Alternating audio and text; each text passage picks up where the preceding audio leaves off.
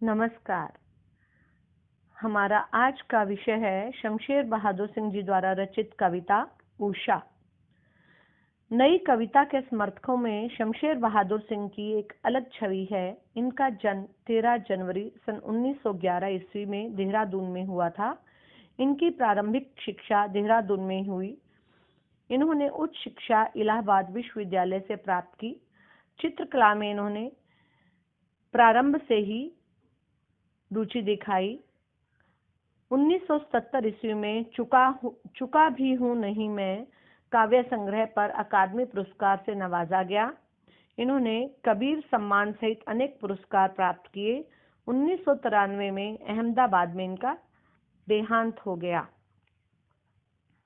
इनके काव्य संग्रह कुछ इस प्रकार हैं: उर्दू हिंदी कोश, निबंध संग्रह, कहानी संग्रह, प्लाट का मोर्चा।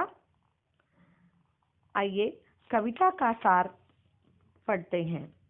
प्रातः नभ था बहुत नीला शंख जैसे, भोर का नभ राग से लीपा हुआ चौका अभी कुछ गीला पड़ा है।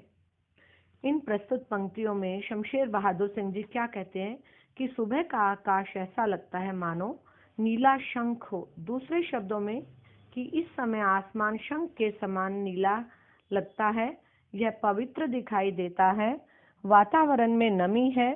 सुबह सुबह आकाश ऐसा लगता है मानो राख से लिपा हुआ कोई चौका है और यह चौका नमी के कारण गीला है। इसमें कवि ने जो है प्रकृति का मनोहारी चित्रण किया है। सहज और सरल शब्दों का प्रयोग किया गया है।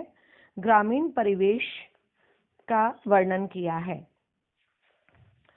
अगली पंक्तियां हैं: बहुत काली सिल जरा से लाल केसर से कि जैसे धुल गई हो, स्लेट पर या लाल खड़िया चाक मल दी हो किसी ने।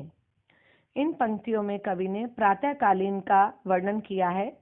प्रातःकालीन आकाश का वर्णन करते कहते हैं कि सूरज क्षितिज से ऊपर उठता है, हल्की लालिमा की रोशनी फैल जाती है। ऐसा लगता है कि काली रंग की सिल को लाल केसर ने धो दिया हो।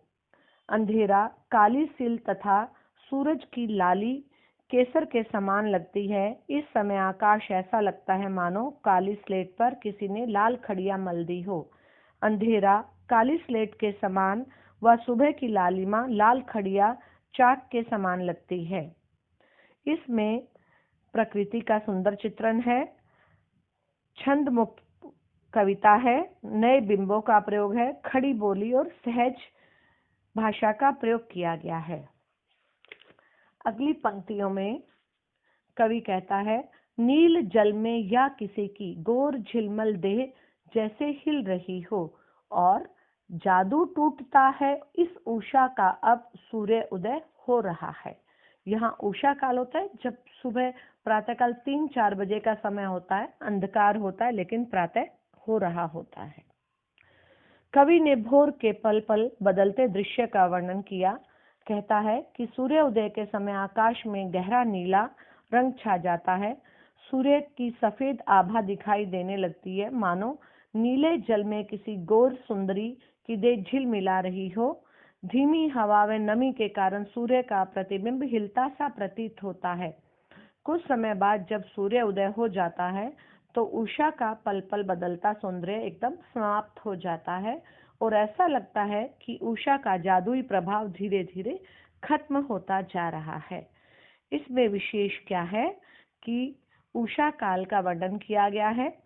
नील जल उत्प्रेक्षा अलंकार है।